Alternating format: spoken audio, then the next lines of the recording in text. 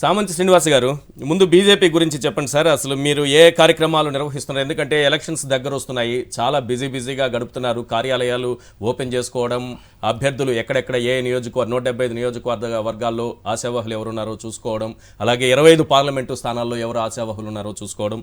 ఈరోజు కూడా మీ పార్టీకి సంబంధించి కొంతమంది నాయకులు ఢిల్లీకి వెళ్ళారు. అంటే పార్టీని ఎట్లా మనం రేపు ఎన్నికలకి ఎలా సన్నద్ధం కావాలి, ఈ అంశాలన్నీ మాట్లాడడానికి ఏంటి మీ పార్టీ వ్యూహం చెప్పండి ఫస్ట్.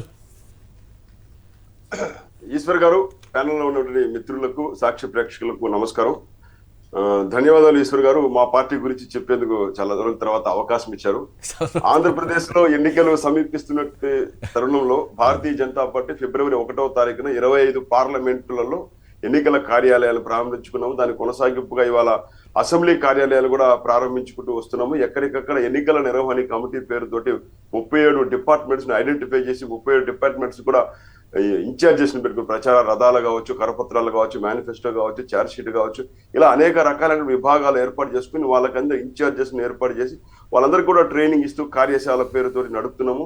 ఇవాళ క్లస్టర్ వైజ్ 5 పార్లమెంట్లు కలిపి ఒక క్లస్టర్ గా ఆంధ్రప్రదేశ్ లో ఉన్నటువంటి 25 పార్లమెంట్లు 5 క్లస్టర్లుగా విభజించుకోవడం జరిగింది. నేను కూడా నెల్లూరు, ఒంగోలు, తిరుపతి, చిత్తూరు పార్లమెంట్ కు కో ఇన్ఛార్జ్ గా, క్లస్టర్ ఇన్ఛార్జ్ గా ఉన్నాను. క్లస్టర్ వైజ్ గా కేంద్ర నాయకులు, ధన్యవాదాలు, కేంద్ర మంత్రులు, కేంద్ర నాయకులు, నడ్డా గారు, అమిత్ షా గారు, ఇతర మంత్రులందరూ కూడా క్లస్టర్ వైజ్ పర్యటనలు చేపట్టబోతున్నాం. ఇక జరిగేటువంటి కార్యక్రమాలను కూడా క్లస్టర్ ఆధారంగా నిర్వహించుకోబోతున్నాం. ఈ నెల 22వ తారీఖు శివరాజ్ సింగ్ చౌహాన్ గారు మా క్లస్టర్ లో 3 రకాల కార్యక్రమాలు నిర్వహించుకోబోతున్నాము. నెల్లూరులో ఒక బహిరంగ సభ, అదే విధంగా మేధావులతోటి తిరుపతిలో ఒక సభను ఏర్పాటు చేసుకుంటున్నాము. ఎన్నికల నిర్వహణ కమిటీతో కూడా ఒక సమాలోచన చేసేదానికోసం వివిధ రకాల కార్యక్రమాలు ఏర్పాటు చేసుకుంటున్నాం. ఉత్తరాంధ్ర క్లస్టర్ కు రాజ్నాథ్ సింగ్ గారు రాబోతున్నారు. అయితే ఇదే క్రమంలో ప్రజల మధ్య వెళ్లేందుకు కానీ ఇటీవల చేసినటువంటి పల్లెకు పోదాం అనేటువంటి కార్యక్రమంలో భాగంగా 24 గంటల పాటు 20,000 గ్రామాల్లో 20,000 మంది కార్యకర్తలు ఉండడము, అక్కడ ఉన్నటువంటి పార్టీ పరిస్థితులు బేరీజు వేయడం, అదేవిధంగా కేంద్ర ప్రభుత్వ పథకాల యొక్క లబ్ధిదారులు గుర్తించడం, అర్హులను కూడా గుర్తించి మరిన్ని లబ్ధిదారులుగా వాళ్ళకి చేరే విధంగా ప్రయత్నం చేసాము. అది కూడా పూర్తయింది.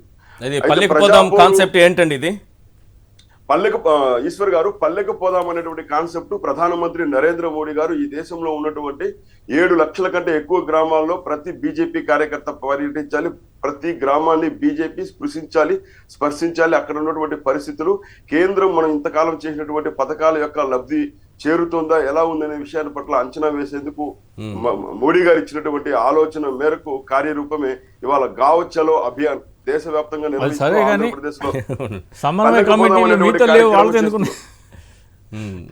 పల్లెకు పదం అనే కార్యక్రమాన్ని చేస్తున్నాము ఈశ్వర్ గారు. అయితే ఇక్కడ పల్లెకు పదం యొక్క కాన్సెప్ట్ ఏంటంటే, ఒక కార్యకర్త ఆ పక్కన ఉన్నటువంటి గ్రామంలో వెళ్ళి అక్కడ ఉన్నటువంటి ఒక కార్యకర్తతో 24 గంటల పాటు అక్కడ ఉన్నటువంటి ప్రతి కార్యకర్త ఇంటికి, అదే విధంగా సీనియర్ కార్యకర్తలను, మాకు సానుభూతి పరులుగా ఉన్నటువంటి వివిధ పరివార క్షేత్రాల్లో ఉన్నటువంటి వాళ్ళను, అదే విధంగా ఇతర పార్టీలో ఉన్నటువంటి నాయకులను, అక్కడ ఉన్నటువంటి సామాజిక పరిస్థితులను అంచనా వేయడము, అది కేంద్ర ప్రభుత్వ పథకాల యొక్క లబ్ధిదారుల యొక్క చిట్టా తీసుకుని లబ్ధిదారుల్ని పలకరించడం, ఎక్కడైనా సమస్యలు ఉంటే వాటిని నోటిఫై చేసుకోవడము, ఒక ఫీడ్బ్యాక్ ఫారం కూడా మాకు ఇచ్చారు పార్టీ.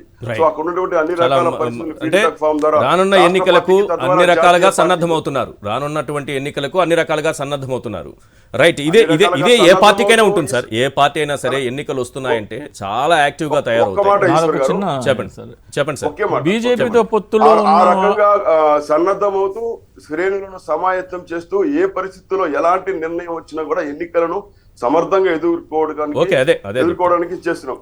ప్రజాపోరు పేరుతోటి ఇవాళ ప్రజాపోరు 2 పేరుతోటి ఫిబ్రవరి 22 నుంచి ఫిబ్రవరి నెలాఖరు దాకా కూడా మేము అన్ని అసెంబ్లీ నియోజకవర్గాల్లో ఇక్కడ ఉన్నటువంటి అధికార పార్టీ అధికారంలోకి రాకముందు ఇచ్చినటువంటి హామీలు, దాన్ని ఏదైతే వైఫల్యం చెందారో వైఫల్యాల పట్ల ఎత్తి చూపుతూ, అదే విధంగా మేము చేస్తున్నటువంటి సాయం, ఇక్కడ జరుగుతున్నట్టు అభివృద్ధి పథకాలు, ఫలాల యొక్క వివరాలను ప్రజల్లోకి తీసుకెళ్లేందుకు ప్రజాపూర్ అనే కార్యక్రమాన్ని కూడా మేము ప్రారంభించబోతున్నాము. Right, very good. ఎందుకంటే నేను సార్ మీ దగ్గర ఎందుకు ఇదంతా చెప్పించానంటే, అంటే మీరు మీ పార్టీ ఈ వేదికపై నుంచి మీరు చెప్పుకోవడం అంటే, ఎన్నికలకు ఒక పార్టీ ఎలా సన్నద్ధమవుతుంది, రేపు జరిగేటటువంటి ఎన్నికల పోరాటంలో ఏ రకంగా మనం పోరాటం చేయాలి, మన పార్టీని, మనల్ని నమ్ముకున్నటువంటి కార్యకర్తల్ని లేదా మనల్ని నమ్ముకున్నటువంటి ప్రజల్ని ఏ రకంగా మనం ఈ ఎన్నికల యుద్ధంలో గెలిపించుకోవాలి అని ప్రతి పార్టీకి ఒక తపన ఉంటుంది.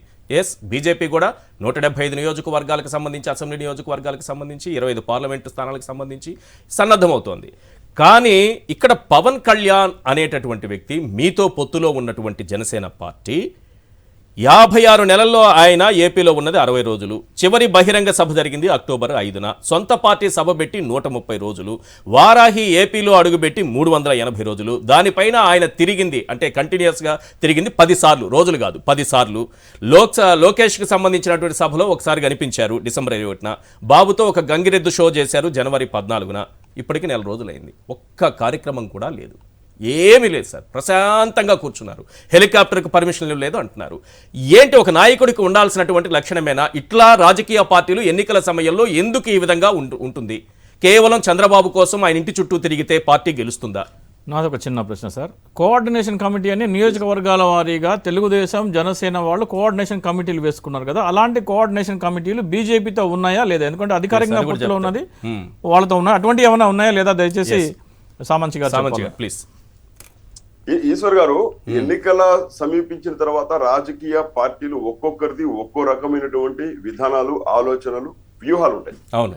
అదే విధంగా గతంలో కూడా చూసాము, విరివిగా అనేక సందర్భాల్లో ప్రజల మధ్యకు రావడము, వివిధ రకాలైనటువంటి కార్యక్రమాలు సమర్థవంతంగా నిర్వహించడంలో జనసేనాని పవన్ కళ్యాణ్ గారు ఫలవంతమయ్యారు.